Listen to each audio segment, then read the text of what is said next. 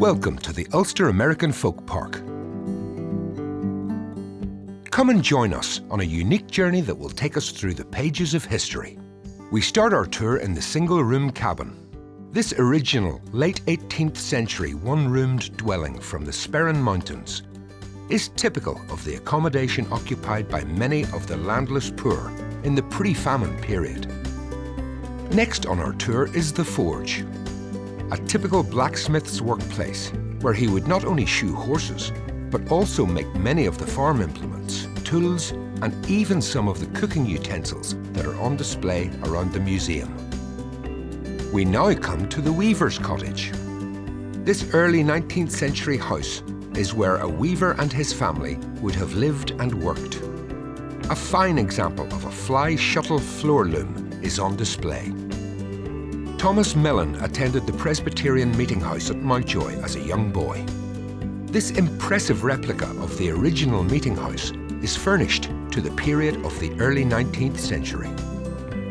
The next significant dwelling is the Mellon Homestead, the birthplace of Judge Thomas Mellon, who in 1818 emigrated with his parents to Pennsylvania. Thomas also founded the Mellon Bank in 1869. This house stands on its original site. We now come to the Campbell House of Accolane, near Plum Bridge, home to the Campbell brothers, Robert and Hugh, who both emigrated to the New World in the early 1800s. Robert became a successful fur trapper and trader in the Rocky Mountains, and later a prosperous merchant in St. Louis, Missouri. On now to Tully Allen Mass House, which was built in 1768 and extended in 1830 following Catholic emancipation in Ireland. It was used as a school and a place of worship. We now visit the Hughes House from the townland of Durnaved in County Monaghan. This was the boyhood home of John Joseph Hughes, the first Roman Catholic Archbishop of New York, who laid the foundation stone for the city's St. Patrick's Cathedral.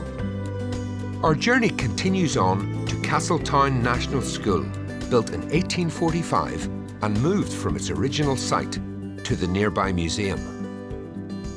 Mountjoy Post Office is another original building moved to the museum from nearby Mountjoy Village, where it was used as a post office from 1861 until the early years of the 20th century.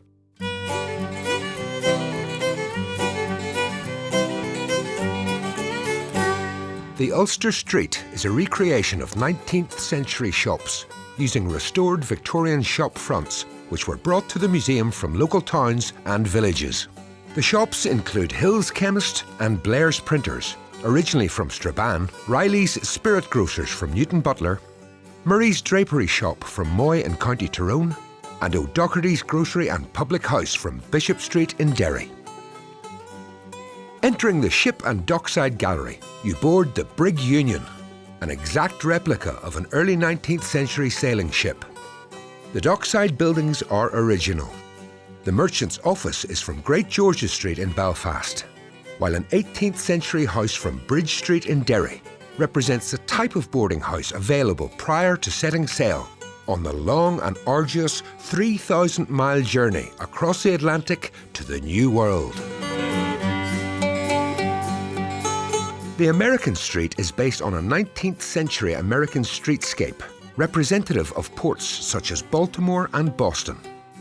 It features a general store, tinsmith's exhibition, a replica of the first Mellon Bank, and a wheelwright's workshop. Journey on, and we come to the Samuel Fulton House. This was the home of Samuel Fulton, who emigrated from Donegal and settled in Lancaster County in 1724.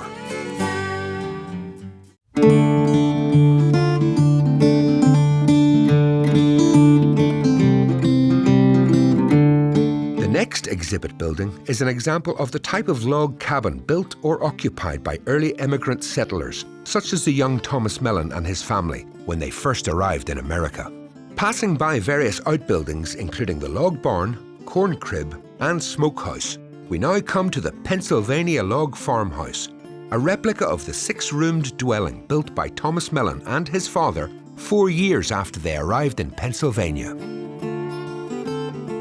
The next building is the Western Pennsylvania Log House.